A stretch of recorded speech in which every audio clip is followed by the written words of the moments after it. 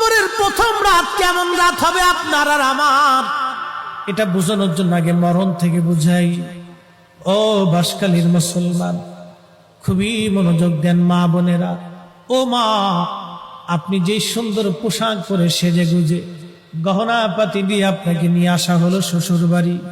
মারে, আপনার ঘরের মধ্যে একটা বৃদ্ধ মা আছে, শাশুড়ি।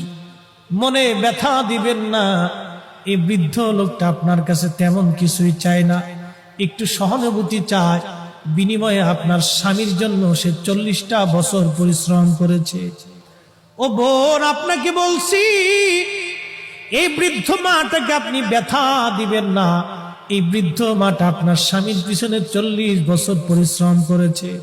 পেটে ধারণ থেকে শুরু করে ওকে মানুষ পর্যন্ত বানাইতে একটা মায়ের হাড় ভাঙ্গনি খাটুনি খেটে বৃদ্ধ হয়ে গেছে। আজ সে কিছুই চায় না রে বোন।